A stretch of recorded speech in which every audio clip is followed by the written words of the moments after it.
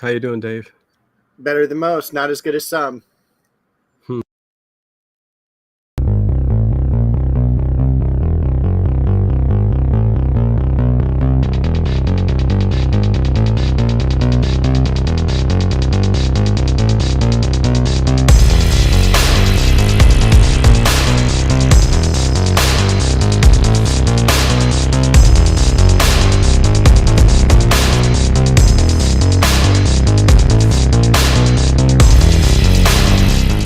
Is it just me? Or is it getting crazier out there? Okay, everybody, I got to make sure we're live on the channel. This doesn't look like... Oh, there we go. There we go. Man, was that delayed, Dave, going live. I'm like, what the heck? I kept refreshing. Hey, everybody, welcome to Late Late Horror Show. It's me and Dave, as always. What's going on? It's Sunday night. How you doing, Dave? I'm doing fantastic. We have a lot of great people in the chat today, and some of them have even been looking at my channel. So thank you for that. Yeah, thank you, Ed Stewart. Hello. I'm just going to go ahead and say hello to Connie and Harry and Ed Stathis. Becca Tootal is here. Kathy is here. Just to name a few, Shakedown as well. Black Roses. Sweet Indigo. William Cromer. Yeah, Edward Stewart. Yeah, is that the list? There we go. I think we got the list. They're all our prisoner. Oh, WTF Horror and Sci-Fi there too. Yeah, how you doing? Nice. Yeah, good to see everybody. William Cromer too. Yep. Yeah, welcome again. We're going to talk about The Prisoner. Dave wasn't a big fan for the first episode, so I don't think nothing's going to really change for episode number 2. But maybe I'm wrong. So yeah, there you go. Make sure you guys hit the thumbs up button, like, subscribe if it's your first time, or don't, whatever. Check out the description where Dave's link is. There's Bo, there's the cat. You'll see him in most of Dave's videos. Every single one. Description below.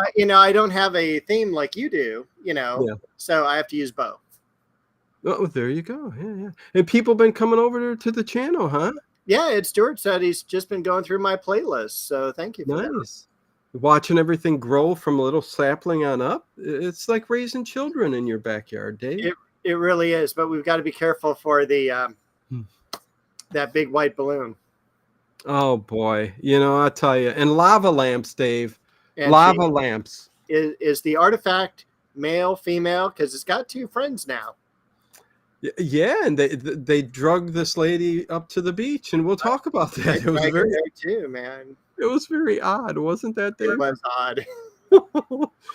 And by the way, Dave, again, he is not a number, but a free man. He thinks he is, but he really isn't. He's led to believe that. Jojo in the chat, loving the new lighting ambiance behind Dino. Well, thank you very much. Yeah, little blue, little red going on over here. I like to keep it giallo. I like to keep that giallo feel. People are like, giallo, what's that? Well, I know I eat that in the 70s, but hey Laura, what's going on? Good to see you. Gigi is here. I love The Prisoner and agree it started slow, but it really got great during the run of the series. Very surreal. You know what? The main thing I love about this, Dave, this episode is we get introduced to a new character who I hope stays number 2 for a long time. Leo McCurr. No, he doesn't. I think, or you don't like number him. 2 changes every single episode. Oh God, I really loved him. He was the core greatness of this episode. I absolutely loved him as well. Yes, he was. He again. Number 2 is the one that's in charge. Number 1, we have no idea who he is, or she, or they. It might be Connie. We don't know. It could be Connie. Yeah, it could be Harry Scott behind that beard. He is number 1, but number 2 is in charge of this village, this place where they bring people who have resigned from government agencies, and they want to know why he resigned. That's the core of this series. Why did you resign? Technically, the backstory is he resigned, he went to Russia, and he came back and was going to, he wanted to, re-enlist. That's what they talked about in this episode. You caught that, right? At the end? A little bit. And he said, you were going to come back and spy for the Russians. That's what he told them. Okay. Am I wrong? I thought they just thought he went to Russia and had now brought back this Russian girlfriend type of person. You could be right, Dave. You could be Okay. right. Boy, you know what? Been a very... I ain't even going to get into my day, but nevertheless, if it was that, I misunderstood what they were saying at the very end. Okay. And I wanted to mention also the actor who played number 2, Leo McKern is his name. And he played Moriarty in the Gene Wilder Sherlock Holmes film, Sherlock Holmes' Smarter Brother. Sherlock Holmes' Smarter Brother. Yes, Leo McKern. Oh my God, such a great movie. Such a good time. Gene Wilder, rest in peace. I love you. That guy has made me laugh so much. And man, I can't even tell you what Gene Wilder. It's so funny how actors can really just imprint on your life. You know what I mean? And Gene Wilder is one of those people for me. I loved him in Young Frankenstein. Yes. The Woman in Red. Haunted Honeymoon. Haunted Honeymoon, yes. I have not seen, and this may get me kicked off the channel, I have not seen Willy Wonka. We won't get you kicked off the channel, but okay. I'm a little like, really? Okay. Yeah, I just no interest in the story. Yeah. And I realized it's one of his greatest, acting gigs. I think the novel is fantastic. I think the movie is really good, but I do think, and again, just like you said, Dave, I think Willy Wonka, overhyped as a movie. Okay. I really do. I really think it's just a little overhyped for what it is. But anyways, we're not talking about Willy Wonka tonight, but look at William Cromer. What? Wait, hold on. I missed something too. Oh my gosh. And I will make gifted 1 Late Horror Show membership to William Cromer. Thank you so much, Gigi. I really appreciate it. And everybody else coming in here too. Anyways, yeah, we got to start talking about The Prisoner. But before we do, Harry also mentioned Silver Streak. That is one of my favorite films. Silver Streak is a good one with Richard Pryor. Gene Wilder, Richard Pryor, and Blazing Saddles. Yes, Mel Brooks. Richard Pryor was one of the writers of Blazing Saddles, which starred Gene Wilder. So. Yes, it was a Mel Brooks production. You got Harvey Korman in there too. I mean, from the Carol Burnett Show. I mean, listen, Blazing Saddles was awesome. Bernadette Peters, yes, a beauty. The Jerk, also Steve Martin. Bernadette Peters was a beautiful woman. Anyways, let's get to The Prisoner, where we're going to find out a little bit about Nadia, who is the female in this episode, who stands out. Yeah. So anyways, I don't know where to go. It's The Prisoner. It's season 1, episode 2, The Chimes of Big Ben. Did you like it better or worse than the first episode? I think I like it equally. This is a series, The Prisoner, where we're both going in the same as Kolchak, kind of checking it out for the first time. I had seen the very first episode of The Prisoner, and I thought it was really, really cool. So I told Dave, let's do it. And this is the second one I've seen, and I think it was just as good as the first one. I think, again, Leo McKern, number 2, kind of made this. The Nadia character, who is, we'll talk about it, the Russian spy who came in just like number 2 did, Patrick McEwen. Who is number 6. There's so many parts in here where I said number 6 takes number 8 to number 2. I know. I was told there would be no math when I joined this channel. Man, I tell you. But you know who I absolutely loved in this episode? And first of all, I like this episode a lot more than I liked the first episode. Okay, After good. The first episode, I was like, I don't think we're going to do another one. But I think you were hit by like, wow, what the hell is this? It bothered me. And one of the things I will tell you, it's like a freaking Where's Waldo, because everyone's wearing striped shirts.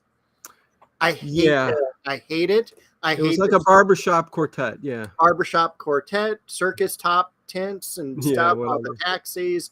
I didn't care for it. I really liked the second episode.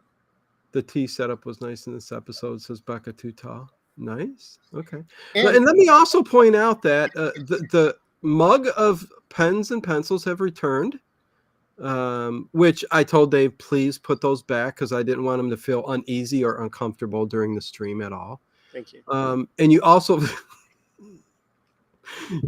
notice, I think maybe for the first time, Dave has thrown his cabana wear out and he's gone kind of,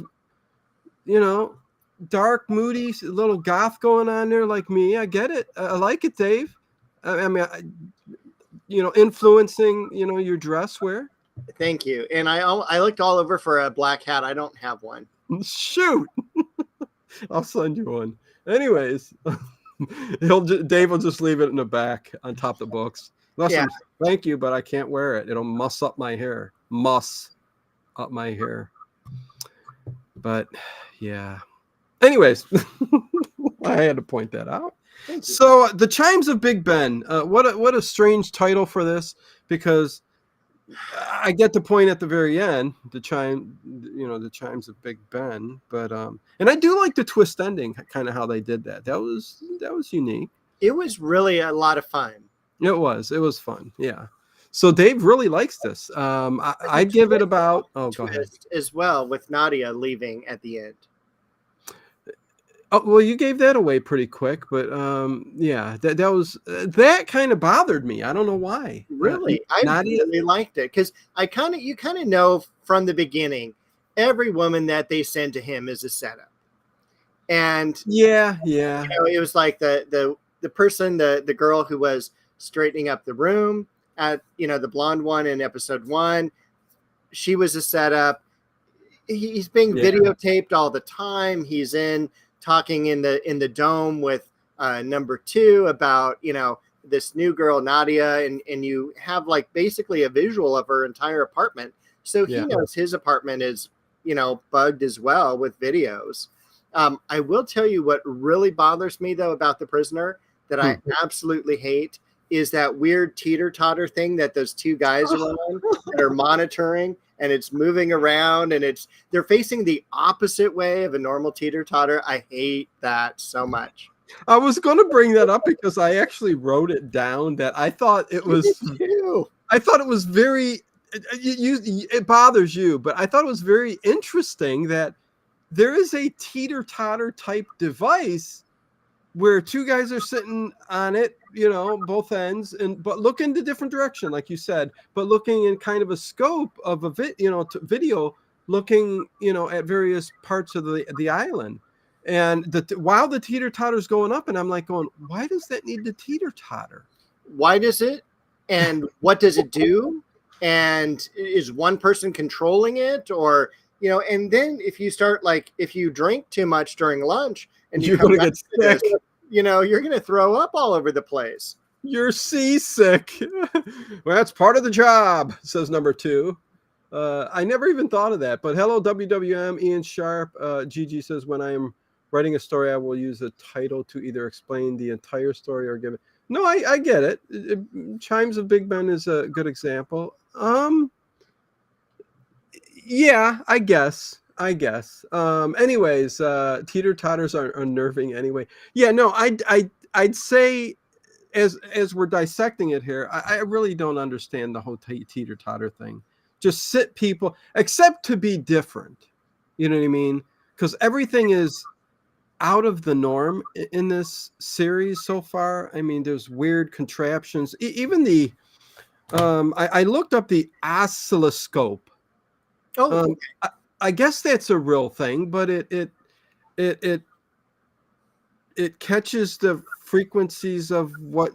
Listen, it's a little complicated, but again, today's a day where I might need your your brain, Dave, to like remind me, because I watched it, but I was too much going on. But I did write that down and looked it up, and it is a real thing. But anyways, so we start off with Patrick McGowan, number 6, sitting down playing chess, and it looks like he's settling in, right? Very much so. And we don't really have an expansive time that we know he's been there already. Yeah. And even in this episode, it seems like he was there at least this episode took a couple weeks to get through. William Cromer says, "Can you spell that, Dino?" I sure can. It's OSCILLOSCOPE.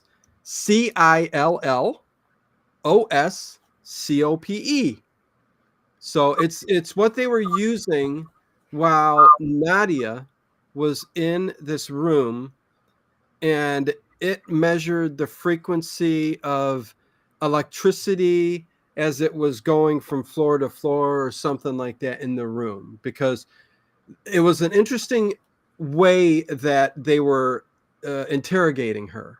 Like number 2, Leo McKern, who again was so animated in this episode, where it was so good, but he's going, yes, we're giving her the choice to leave if she wants, if she knows what she's doing with this oscillating electricity. And she started throwing water on, and then she was going to just kill herself, and then he said, no. Very animated number 2 in here.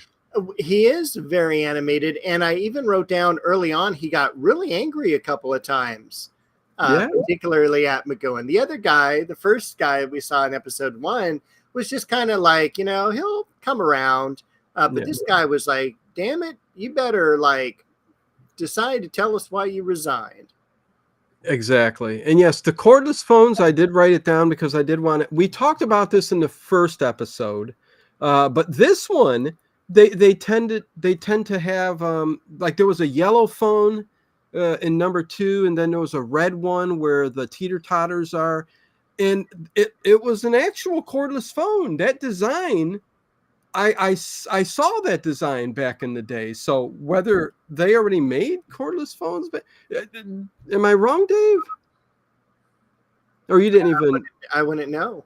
Please don't tell me you didn't pay attention to that. That was cool. Well, I saw the cordless phones, absolutely. It was like Willy Wonka, colors everywhere. Oh, especially when he ordered. Well, I'm colorblind as well, so it's not as dramatic. You see everything in black and white, though? So the world is a film noir movie. Humphrey Bogart movies. However, I will tell you that I hate when they call Orange Alert. Yeah, well, I know why you hate it, Dave, because bring on the big rubber ball. And it's stupid, right? Because it comes from under the ocean. There's like this little like air pocket, and then it goes up, and then once it gets to the land, it like, is it run by something? Does it have is it done by remote control? Is it an entity, a sentient being that goes after on its own fruition? Does it know to bring back the people to the land? And I even wrote down a couple times it hauled ass across the water. Well, it sure did, and we will talk about that when we get to it. Drew, the phones were conceptual. Listen, I know that, but the first phone was introduced in the 80s. I know that, cordless phone in cars, but the prototype they used in this episode, Drew, and welcome to the channel. Good to see you, Drew Fenwick. Me and Dave talk about some older shows every Sunday. It looked exactly like some cell phones. It even had the flat bottom that you would put in the receiver where it would either charge. Yeah. It had that. Go back and look at the episode. I don't know how, why. It is The Prisoner. It's kind of sci-fi. Maybe something's going on there we just don't quite get. But the artifact, the big rubber ball, I don't get that either, Dave, because it's just air, the membrane. What makes it intelligent or do what it? I'm confused by that whole artifact. Maybe Drew knows. Drew, let us know. Or maybe we'll find out in the next 18 episodes. We could, but there were a couple family members this episode. It was the big artifact, and then there were a couple smaller artifacts with it to help drag the Nadia to the beach. But anyways, I didn't even want to see what that looked like. Oh, it was so funny, Dave. It was so funny. Hey, Duck. Good to see you. But I wanted to ask you during one part of this episode in Nadia's, maybe it was in Nadia's home, maybe it was in Patrick McGowan's home, that there was a beautiful terrarium on a table in front of a couch, and I'm wondering if you had saw that. Oh, how did I miss that, Dave? That. Yeah, it was beautiful. I mean, it was massive. It was probably 1.5 feet, 2 feet tall and wide. It was very globular. And I'm like, man, I hope Dino catches this because it is absolutely stunning. Yeah, I don't know how I missed that. I usually catch stuff like that because I love terrariums, and yeah, you guys know. Anyways, yeah. So where are we at? I think we were all over the place. We're at the end. We'll see you guys next week. We're gonna be doing. Okay. Yeah. So we're there. He's playing. He's playing chess, or with the captain, the old guy, right? Yes, but he's not like a different old guy. Colonel, I think. Okay. Yeah. No, it's a different guy than the last one. So they changed up characters and stuff like that. But anyway. So they are playing. There's announcements saying that there's going to be an art exhibit. Bring your own art, which I thought was really great. You could do painting, you could do sculpture, and of course, Patrick McGowan, they already knows how to do woodworking, which is a whole nother part of the story this week. Oh yeah. You know, they almost treat the residents or the villagers like kids. I mean, it's just like, and these are highly intelligent spies. But go ahead. And they seem so like almost that they've been drugged to a certain extent because, this is supposed to be like, the Secret Service people, things like that. I would think more people would be trying to escape, but everyone's just kind of laid back like, hey, this is like a really wonderful place to be. Yeah. And they're all like, come on, Patrick McGowan, why don't you like just want to relax and be one of us?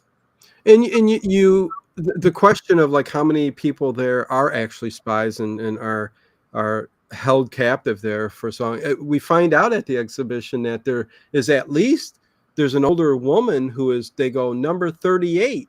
So, there are at least 38, and then all the people that just work for number 1, are like pawns, on the island to keep an eye on everybody and stuff. But there's at least 38. There is, and I absolutely love 38. That is Hilda Berry. She died recently, not recently, 1980, at the age of like 94. And she had over 109 acting credits to her name. So she was one of my favorite people in this particular episode. Interesting. Okay. Yeah. Look at Drew. So a crew member was sent to find something. Is this IMDb? Because how the heck would you even know that? Somebody came with a bunch of weather balloons, Kate in a day, and 15 takes to getting one to bounce without breaking. I guess if you've read enough articles and stuff on it, maybe. Drew's just, he's a fan of The Prisoner. Thank you for the information. That's for sure. Harry Scott, it's hot. And if I remember correctly, the guys on the teeter-totter were actually the ones that controlled the balloons and released them. But yeah, they're in charge. They're teeter-totter and doing all kinds of things. It's really weird. But yeah, okay, go ahead, Dave. Yeah. I've lost my train of thought. Oh, have you really? Okay. I did. So, we were playing chess and with the colonel. Oh, the helicopter comes in. There's a new person. Yeah. And it was kind of reminded me of MASH. And so the helicopter lands, the emergency crew comes in, takes the body. It's this very young Russian type of girl, actually with Romanian background. And takes her away to the hospital. Yes. Well, no, doesn't take her away to the hospital. Takes her to her home, where she's going to wake up after being drugged on the flight. Oh, okay. Yeah. So the hospital comes a little later, Dave. My apologies. It's all right. No, everything's all good. Teeter-totter gives you the undeniable strategic advantage in the village. I hope we see number 6 take control of the teeter-totter one time. That needs to stay up for a little while because that's so ridiculous. I got to keep it up. Teeter-totter gives you undeniable strategic advantage. Let me talk real quick too about go ahead, Dave. I'm going to answer a text here real quick. It's my son. So all right, tell him I said hi. Okay. But this whole episode, I can't tell you how much I enjoyed it, because I thought was a lot more acting. There was a lot more anger, both from the person from number 2, but also from Patrick McGowan. And one of my favorite quotes is he says, "I'm going to escape. I'm going to come back, and I'm going to obliterate this place off the face of the earth, and you with it," right to this guy. And I thought that took a lot of guts. Nice. Because Yeah. you could just have him killed. Like, no one's going to know. Right. Well, I think right off the bat in this episode, Leo McKern, I love the child, and he's this older guy with a beard. And if you know his credits too, he doesn't have, he's one of his eyes, he's got a glass eye like Peter Falk. Very much so. Yes. I was going to bring that up. Yeah. And he sits in this, again, I love the little egg chair. It's not even an egg chair. It's just a round chair, but like the egg chair. It is like an egg chair. And I love the way also he sat with it with his legs crossed. Yes. Part of it where it just felt like he was very comfortable and very much in charge of this village compared to the last person. Oh yeah. Very more, not comical, but very animated. And again, I just loved it. I loved I loved his interaction with number 6, Patrick McGowan. His interactions were always, I'm a little bit pissed because I want you to tell me why you resigned. But then again, he'd get mad and then he'd be comical at the end. He would settle down and go, okay, well, we will get you. We will get you. And when he finally starts to settle down there, during the exhibition, I thought that was kind of funny because it looked like immediately he falls in the line and it's like, okay, you're falling for that? Who he reminds me of now that I think about it is Claude Rains. I think it's the goatee and the mustache and the way he does his hair. He plays very much like a King Richard the Lionheart and Robin Hood, just very magisterial. Yeah, very interesting. Edward Stewart, I hope my son did good. ST, never mind. Wait, what was that? Edward, he did great at States. He is a sophomore. He's only 15, so he's got a couple more years to win States. But there was such great competition. I mean, it's the best of the best in state. He did well. So that's all I have to say. I think it was somewhere around 8th place that he came in. So thank you very much, Edward Stewart. That's awesome. So they also set up her apartment like Leo McKern, because he's talking to Patrick McGowan, number 6. Number 2's talking to number 6 and showing video of her waking up. Yeah. And her room looks just like her home, and she's acting because she's undercover. Dave gave that away. Sorry, it's only a 60-year-old series. I know, right? But she's acting her, part and stuff like that. And they do get a kind of a romantic connection, but throughout this episode, I don't think I think he was fooled by her. Well, I don't think so. You don't think so? Not at all. Huh. Okay. Yeah. Okay. And it was just a whole weird thing about, like, as soon as she gets there, she tries to escape. And we have this weird, almost James Bondish scene at the beach Yeah, that was the weird thing, and I'll let you describe it, Dave. But yeah, that was the weird thing about this. Like immediately when this woman Nadia came in, who's number 8, she's number 8. Why is the number 6 and number 8 like number 40 or number 50? Do they take over some spots that are empty? Like the older lady was like number 38. I would expect they do. Okay, they must. Yeah, number 6 passes away. Let's give it to this guy. Because But they didn't even have. Did he get released? Was he killed? They didn't even have a funeral for him. I don't know. But Nadia, she one day in, and she's already got the robe on and a towel and going down to the beach. So immediately I'm like going, that's a little weird. You think she would still be freaking out like number 6 was, why am I here? Because she's a Russian, or what did she say? Lithuania? Or, oh, we find out that this village area is in Lithuania. Yes. Across the sea from the Baltic, where they Correct. tried to escape to Poland. And they wanted to go across to Germany, to UK. Yeah, so yeah, no. And we know that they only have basically a 2-mile radius outside the city where they really control, or the village where they control. And they can because Peter Totter men say, well, they're getting close to being out of range of radar. So yeah, I mean, it's not unheard of that you can escape. Right. But they do also have agents and people outside that vicinity, which is why the ending ends the way it does here, so yeah. Drew says, I will not be pushed, filed, stamped, stapled, briefed. Yeah, I am a free man. Exactly. Wait, what did Ian say? McGowan and McCarran have distinctive voices. So yes, they do. Very distinctive voices.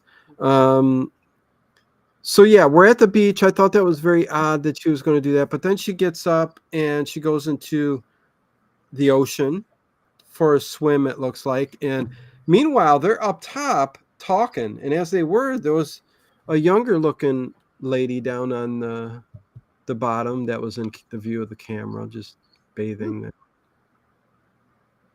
I noticed that, but not the terrarium. Interesting. I know. Anyways. And then your barbershop quartet people were running back and forth. Oh, they're everywhere. And there's one part, in fact, it's this part, I believe, where Patrick McGowan, or number 6 and number 2, meet under the umbrella. Yeah. And then it showcases them again, and there's a barbershop quartet person that was walking into the scene, and then he disappeared. So it was kind of like a bad edit job. Oh my God. Oh yeah. I noticed that, Dave. I noticed that. All right. Yeah, he was going to go sit down in the chair, it looked like, and then he's coming from the other direction. Yeah. Oh, I can't believe you picked up on that too. That's hilarious, Black Roses. I tend to agree with you. That just brings up. Listen, I have a TikTok, but I don't really put anything up there for the channel. I thought of it at one point and I didn't, but every now and then I'm scrolling through there, and HOH. This brings up a community. I keep getting these TikTok videos because I looked at one where this HOH or HOA. What? That's a hoe. Anyways, the HOA kept coming to this woman's door, demanding, basically harassing her over and over, that these Amazon packages should not be here for longer than 10 minutes. What if people are working? But it's over and over. I mean, they had to have gotten, so I have to look into, like, if they took this guy to court, and he was a crazy man, Dave. And he said he has a camera pointed. I got a camera pointed at this house. I see everything that's going on. Basically getting himself in trouble by saying all these things he shouldn't be saying. You know what I mean? But anyways, I don't even know why I bring that up, because the videos are so hilarious. Black Roses, maybe you've seen them. Anyways, let's move on. I want Dave to describe the ocean scene. Go ahead. Go for it. Well, all of a sudden, Nadia makes a break for it, and she jumps into the ocean. And she, as we find out later, was an Olympic swimmer, and she even won a bronze medal in the Olympics. Wow. And she's just, all you're seeing is her, moving, going through, swimming, and everything. And then, we go back to the teeter totter, and they're all, she's getting toward the edge of our, capabilities, and they release the artifact to get her. And the artifact this time needs some backup. So Orange alert. there's two exactly. There's two miniature artifacts that also attach to the main artifact that brings her back. I guess one for each arm. I don't know. Yeah, it looked like the big ball. I just call it a ball. It's the artifact, but the big bubble is. First of all, it stuns her like it always does and knocks her out. Or her eyes were wide open, but the two little ones come to the side and they all start to drag her, but they were smaller. And it's like they grabbed her arms, and pulled her to the shore. And that scene was very strange. It just looked very strange and odd. It was. And it was, again, still the 1960s. So, what did I want to tell you about Nadia? Oh, I was going to ask you, what did you think about Nadia on a scale from 1 to 10? Because there were certain parts where I'm like, she's kind of old, and there's some makeup and stuff. And then there were certain parts where I'm like, she is rather attractive for a Romanian girl. And then, like, at the end, I'm like, I know who she is. And I'm like, we don't need her. She was a little bit older. Yeah, it was an interesting love interest for number 6. Yeah. Well, I don't even think she was really well, they made her a love interest, which was weird because, they could maybe got somebody a little bit more, maybe a little bit younger, but and that hairdo, Dave, I don't. It was 60s, man. It was very 60s. Yes, it was very. It was that very. It was like a 60s high school yearbook picture. Yes, that's exactly it. Yes, exactly. High school picture from the 60s. I didn't find her attractive whatsoever. How about that? And had nothing to do with her age. She just didn't. I did see her IMDb, and she was a looker when she was a bit younger, and she did a lot of, I think, foreign films because she's a foreign lady there. So she is. She is. Yeah, I went back and I watched her IMDb and all the pictures and everything like that, and yeah, she was really great. Sweet Indigo says, Dino, the guy's just doing shorts for entertainment purposes.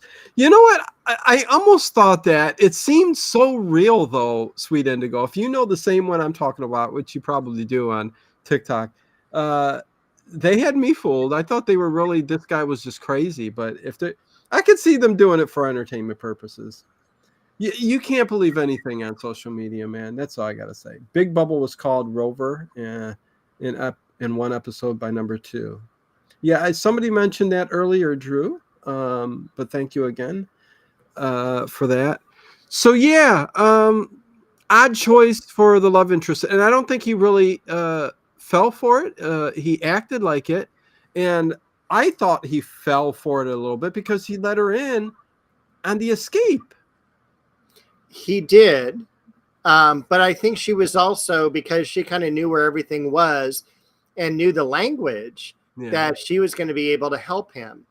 I will say one fun fact that I found out was that in that one kind of intimate scene where he's kind of like, he's got the radio and he's kind of talking over the radio so no one else can pick up his voice except for her. And then he like picks her up and they're kind of like snuggled up against one another. That was a body double, and the double was his daughter. Really? Yeah, who we see from the back. And she was also in the Columbo episode that we did, Ashes to Ashes. Interesting. He was the person who ran the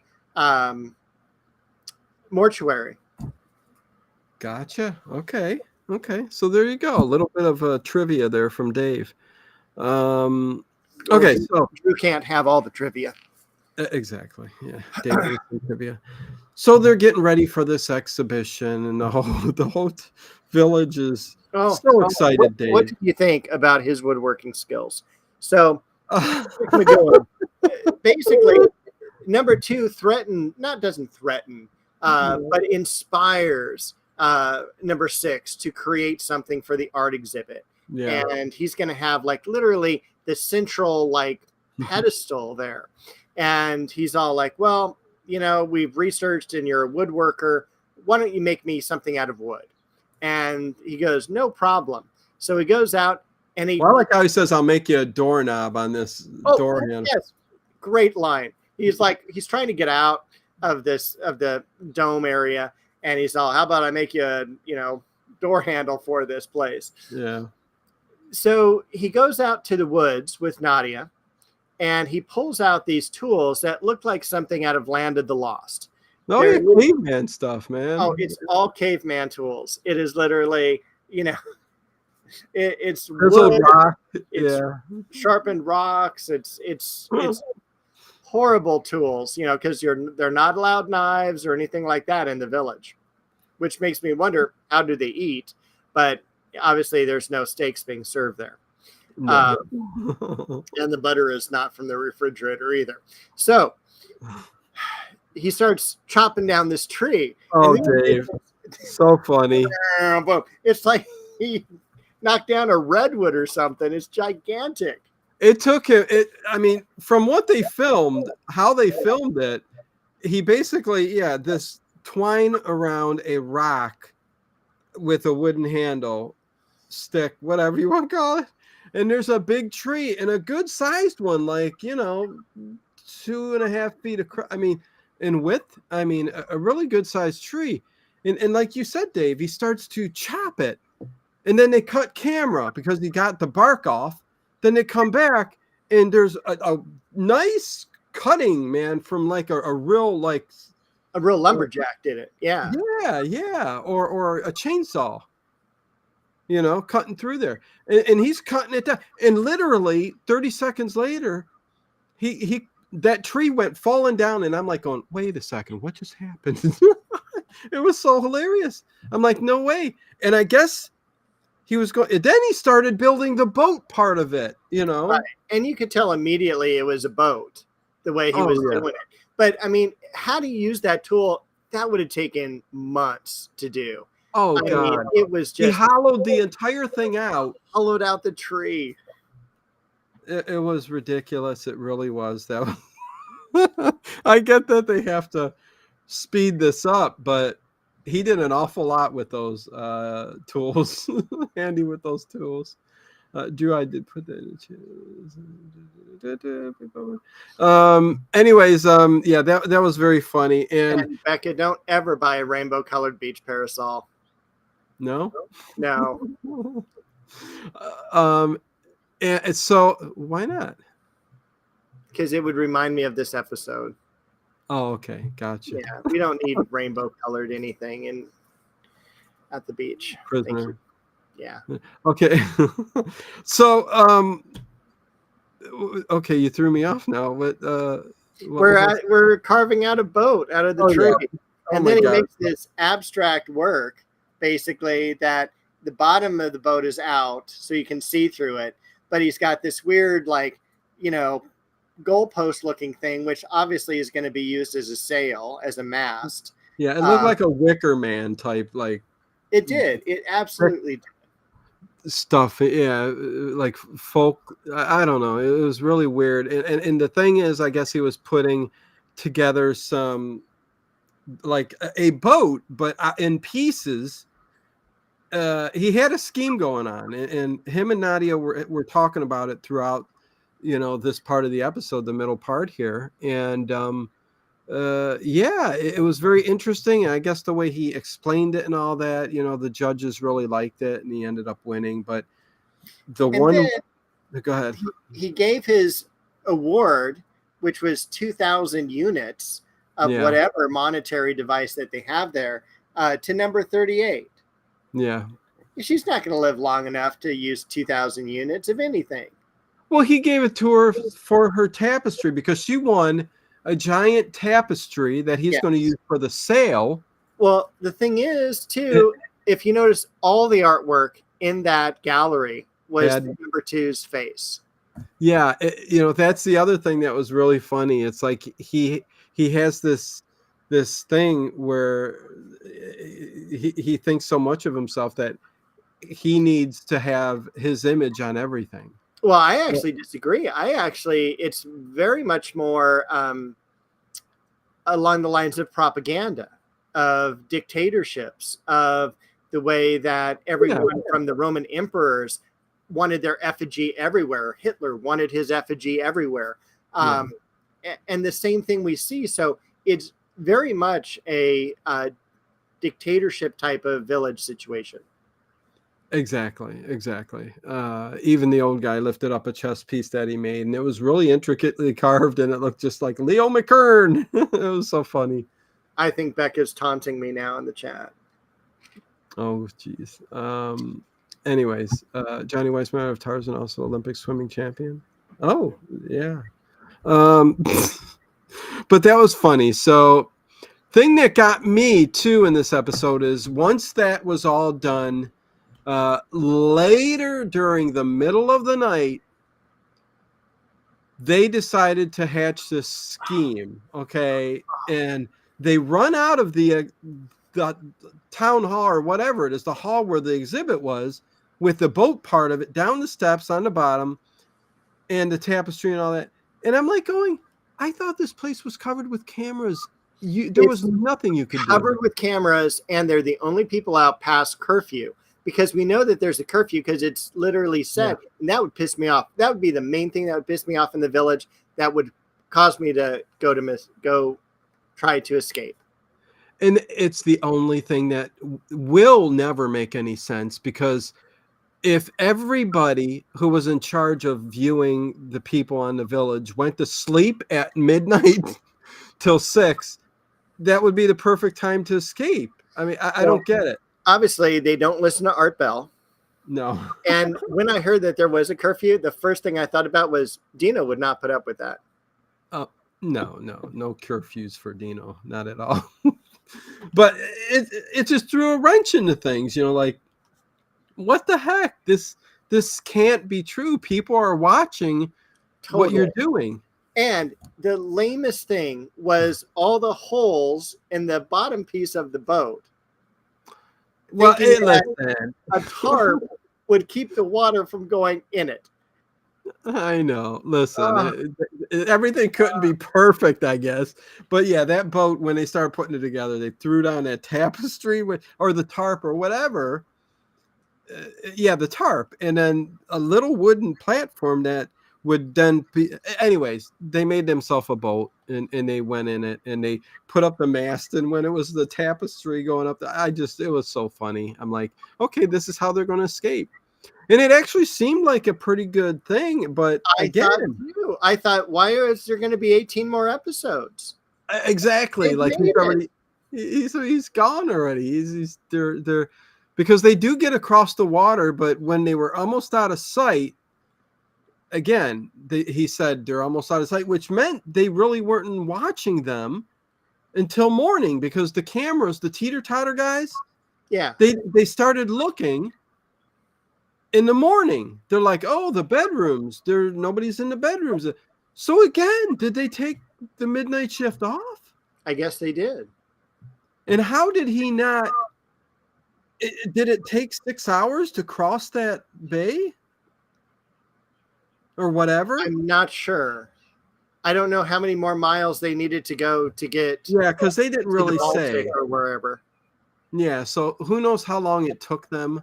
But the sun was coming up, it was morning, and they were almost to their destination across, this ocean, whatever. Orange alert. And here come the balls. A big ball, and, on top of the wato, and he goes, man, it's just going. It started. I would have loved to see them film this. It had to have been a boat with a big giant fan on it pushing it, or maybe they could have pulled it too, but it had a spinning motion, didn't it? It did. And I think they were part of it hovered over the water, and it was just like, I gotta hurry and catch these people. And he goes, swim for it, swim to land. And I'm like, meanwhile, why are they gonna swim? They're not gonna swim faster than the boat. and what got me too, And then why not take one of the things and jab at the... well, there's a guy shooting at it from Yes, the we do. land. You see a person up on the hillside in the cliffs, and he starts On to the take a hillside, shot. tick, tick, And we're tick. not quite sure who he's shooting, if they're shooting at number 6 and number 8, or if he's shooting at the ball. Well, he put bullets, holes right into the ball or the artifact, whatever. You would think it would like be able to seal itself. It's so smart. Yeah, but it just died out there on the ocean and just floated there. But the funny thing is, the guy who was shooting the ball, we will eventually find out was in on it. Yes. So why did he shoot the ball? Why didn't he let the ball just get them? They want yeah. I think because in the end, this was another way of them trying to figure out why he resigned, and that's the whole point of all of this. You know what I mean? So they set up a whole different thing with the colonel and stuff like that. So the intricate part of this was they were going to escape and get to London, Right. to see the colonel and all that and tell what was going on and stuff like that. And they were locked in a wooden box. They were. What happens once they get to land and she starts talking to this guy in whatever, language that was, and then they swap watches so that, I guess, I don't know why they swapped watches, but just because like Patrick McGowan's watch got wet, so it didn't work. But he needed sea salt. Yeah. He needed to time the amount of time it would take them to go to Danzig, Copenhagen, London. It reminded me a little road, ship, and air. Yes. Yeah. And it reminded you of the Scarlet Pimpernel, where they would capture the aristocracy that was going to be beheaded, put them in coffins, nail it shut, and basically get them out of town that way. And it reminded me of a red pimple too. Oh, I mean a Scarlet Pimpernel. Oh, okay. Sorry. Jesus. Mixed that up. Classic film. Anyway, so when is Ted coming on the show? Oh, Ted's going to be on Wednesday. Me and Ted are going to do a show. First time in, my God, a couple years. Yeah, I don't know, something like that. We're going to be covering the Primevals. It's Ted said it better than me.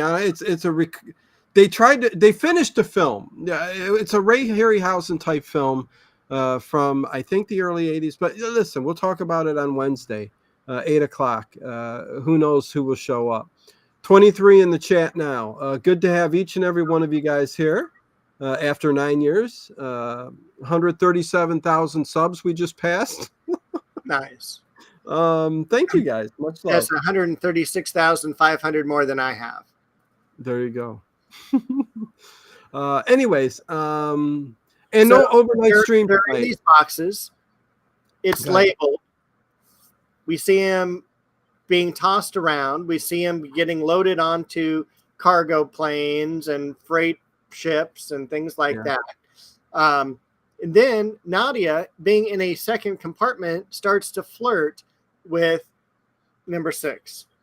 Yes, which was when you find out at the end that she's just undercover, you're like going, what was she doing there? I don't understand. She was flirting and saying, are you engaged? Are you married? Oh, now I feel better. It's like the entire time I wrote down that they're going to be in this crate for 12 hours. I've got to go to the bathroom. I know. Me too. How did he not go to the bathroom? I was thinking, hopefully I didn't drink as much and I can hold this out. Yeah. And you got to be hungry. Oh, yeah. And banged around and everything else. I mean, number 6 did come out Patrick McEwen, and he was all rough and tumbled, so he was hurting a little bit. It but reminded me of the what? crate in Murder Express with Peter Peter Cushing? Cushing and Yeah. the other guy who played Frankenstein. I can't remember his name. But yeah, Christopher Lee. Yeah. Christopher Lee. Thank you. So classic movie. Yeah. 137K. Yep. Just passed it like 2 hours ago. wonderful. Edward Stewart. So thank you very much. I'm glad most of my channel is here to party on with it. Thank you guys. I know. I ordered 137,000 paper plates. Where is everybody? Where's all the paper plates? Yeah. Okay, so we're wrapping this up pretty quickly here. Where are we at, Dave? We're in the crate. Let's fall through the end of this. And she is at, and first of all, now it's like making fun of Big Ben, and they call him Big Bill or something like that. Yeah. What the hell was that about? I'm trying to remember again. Big Bill was a clock. Oh, Big Bill was the clock in the village, right? Thank you, Kathy. Thank you, everybody. And thank you, Overkill with an O. Thanks for being here. Yeah, I think Big Bill was the clock that chimed at the village. Okay. And they were going to Big Ben, and there was a little joke back and forth or whatever. I got you. It was just weird. Yeah, thank you guys. The time for that devil's food cake. Oh, yes, Edward Stewart, please. Thick chocolate icing on top, at least an inch thick. Thank you very much. So yeah, they make the journey to the colonel's office that we've come to think it's the colonel's office. Are we okay to get there, Dave? Oh, yeah. Okay. Thanks for being here, Drew. Yeah, it's a pleasure, lads. Off to supper with family. Thank you. Enjoy your supper. Love when people use terms like supper. That's like we would say that in like the 60s, 70s. You know, it's supper time. It's anyways. Then it be turned into dinner. You know, I don't know. Am I strange, Dave? We'll go on to the next question. Okay. I think we know I'm strange, but anyways. So the colonel's there. They're acting like. Looked around you. What's that? Have you looked around you? I got toys. I got a lighted Jason mask. I got movie posters in the back, and across the room from you is a whole fucking Lego village that we haven't seen yet. No, you're not strange at all, Dino. Starting this week, it's been I started on the park, and it's looking beautiful. I got a cobblestone pathway. Oh my God! With flowers. Oh, Dave, I'm incorporating beds of gardens and flower beds and cobblestones coming off of the big gigantic tree house that's in the middle. Oh, you're gonna love it, Dave. I can't wait. I really can't. I'm subscribed to your other channel. Yeah, no. Waiting for content. Exactly. Dino Brookhaven, my Lego channel. Well, listen, there's no stream tonight, people. Overnight.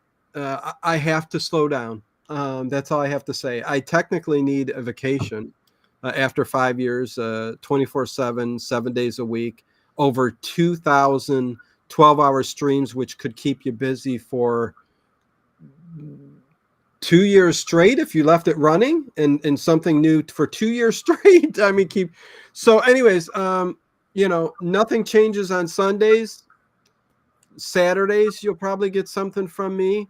But honestly, the Monday through Friday, if I can get Ted in here and there or do something else here or there, you might get 3 streams a week. When I can and I get fixed audio on some of these old-time radio shows, I'll probably do another overnight stream. But if the day allows me to put a stream together, there will be a stream overnight. So it's not like I'm stopping completely, but I'm definitely slowing down. I need to start loving what I'm doing, plain and simple, It's become too much for me, and waking up morning to night doing this stuff all day long, putting together streams and stuff, just can't do it no more.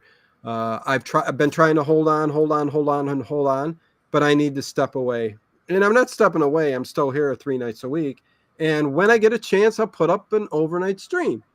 Tonight, I'm not putting up an overnight stream, and I'm going to work on my Lego village, my city, and I'm going to start filming that stuff. So, enough said. I love each and every one of you, and hope you all do still stay subscribed and follow me on this journey. Still, we're taking on the channel. I mean, I'm just slowing down. There's a lot. Again, Dave, I know we got to end this episode, but it's okay, and we're still going to be here every Sunday. Oh yeah. No, of course we are. But YouTube's changed so much since I started out 5 years ago with this old time radio out of love for people with anxiety who needed it and still needed it. But you've got so many other channels doing so much stuff. It just got out of hand, people. It's got way out of hand when you can go everywhere for 24/7 stuff now. And don't even ask me why. Don't ask me why. And I said I wasn't going to complain, Dave, but I'm not going to. It's just changed. So the love I put into these streams overnight, which I do for every single one of them, you'll still get in the future here. It just will be maybe twice a week, something like that. So who knows? Day to day. Okay, Dave, let's end this. Or get towards the end. So it comes out of the crates. Let's talk about that, Dave. All right. One of the things that bothered me is that they put them on an unpressurized cabin plane. That would not be good for anybody. So anyway. I'm sorry, Dave. I'm sorry. Harry Scott, I still need it. I know Harry. Oh, Dave. Okay. I'm sorry, Dave. Well, Harry Scott says I still need it. The overnight streams. I get it, but it's too much on my brain, Harry. It's too much. And again, there's over 2,000 streams, 12-hour streams. You can go back to an older one and watch Dennis in the chat talk and go on. I know it ain't the same talking live every night, but there comes a point, and it's been 5 years, where I have to just slow down. That's all. I'm still going to be here. Just be there when I'm here, Harry. That's all I can say. I love you all. And I know how much it means to you. And that's why I've got an archive of 5 years of 12-hour streams. I don't think you're going to get that on any other channel at all. So, and the love that's in the chat, because you can replay the chat too. And when I do go live, it'll be special. So there you go. Anyways, Dave, I'm sorry I interrupted you. That's all right. So we get to we get to London, and these boxes are being brought into what we think is CIA headquarters. Yeah. And they're put upright, and we've got some boxes that are being, or some, the box is being opened, and Nadia comes out, number 6 comes out, and they're all like huddled up and they're shaking, and it's. Then they shuffle off Nadia to another room, and they start talking to number 6. And it's everyone that number 6 knows. So it's like a colonel. It's this guy, Father Gay or something like that. Oh, I was going to say, you remember the name? I didn't even catch it. I'm like, wait, what did he say? What was his name? Yeah, I wrote it down because it was such a weird name. Thanks, everybody in the chat. And much love, Kathy. Okay. So, but it's, it's like they're shaking hands and everything like that. And you think, this guy made it. He escaped. And we hear street sounds. We hear them talking. He offers him a scotch. And he says, I don't know if I can take a scotch. That's 24 units in the village. And what did he figured something out with Big Ben's chime. Right. What had happened was that. Thanks, Shakedown. He hears Big been chiming 8 o'clock. Yeah.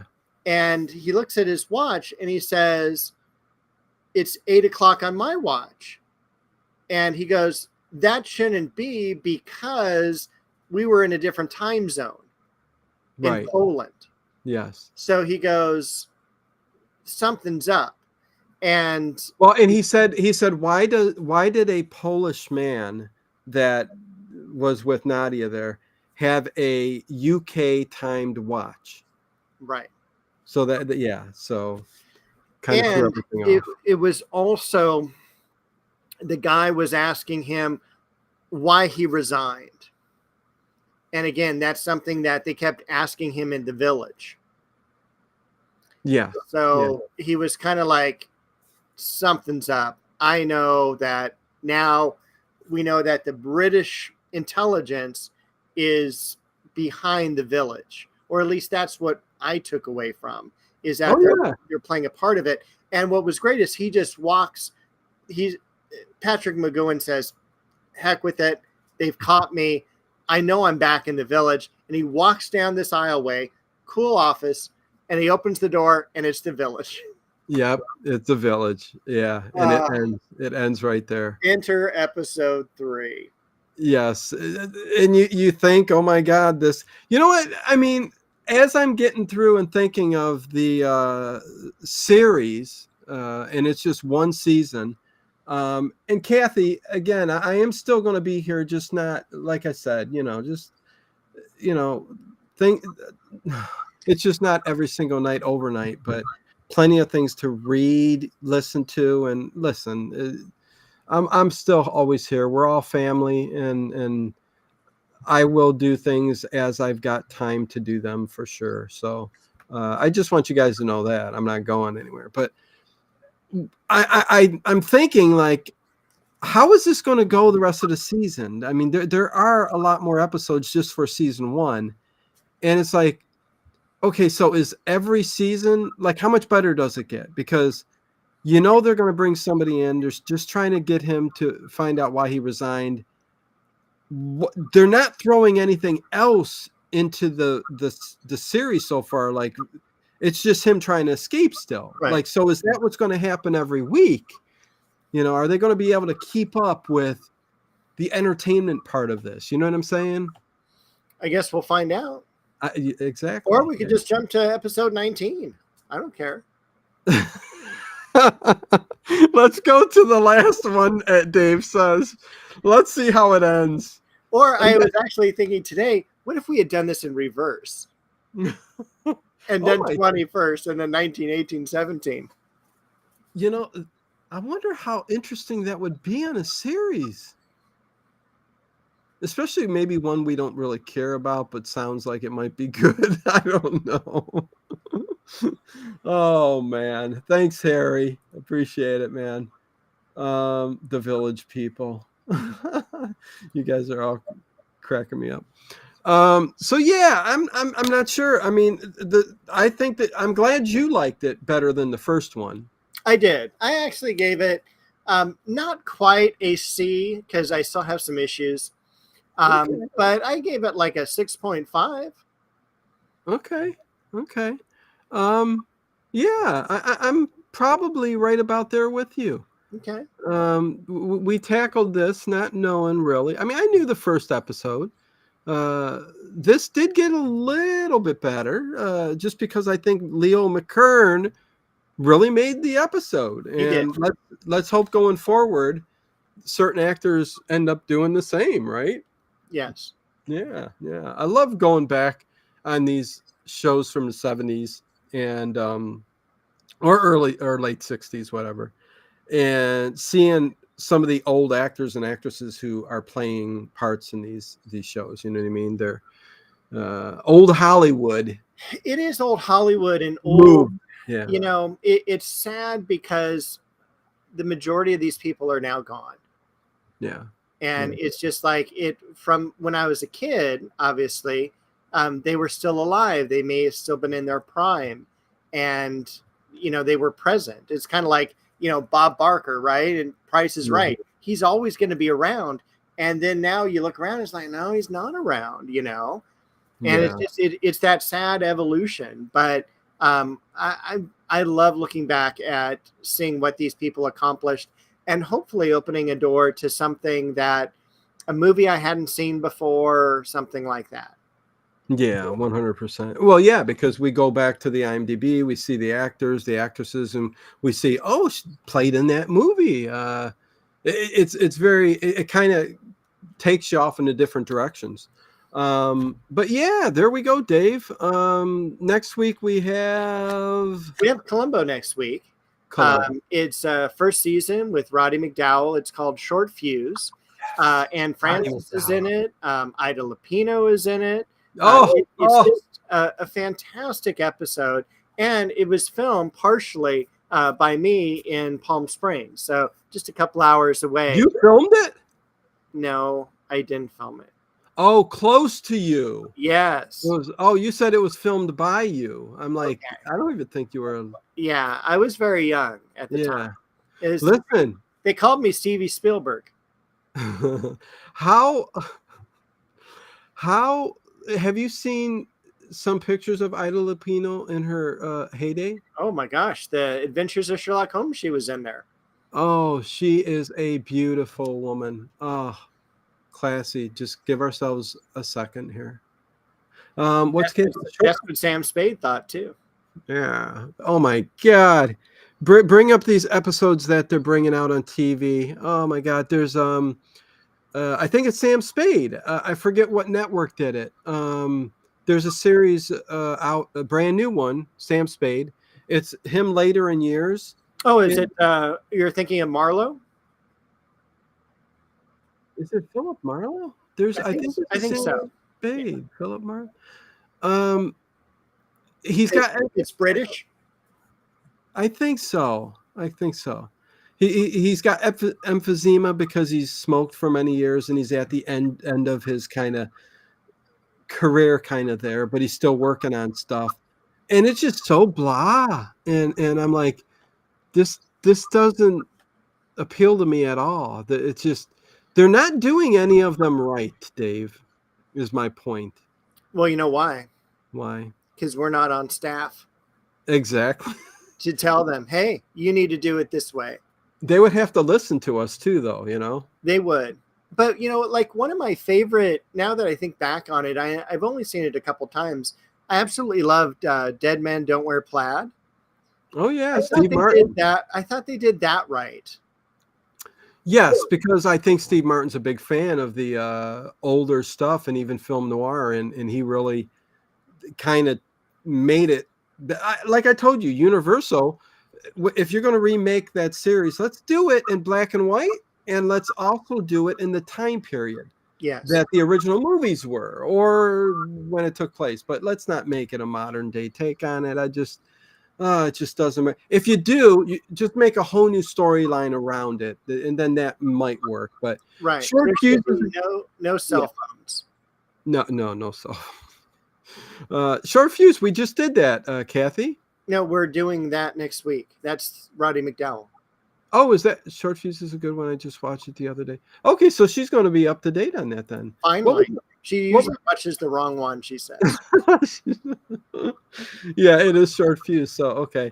Ida Lupino. Then we're going to be doing a Art Bell. So I'm not sure if we're going to be doing a ghost story, or maybe I can twist Dino's arm into doing a Bob Lazar Area 51 episode.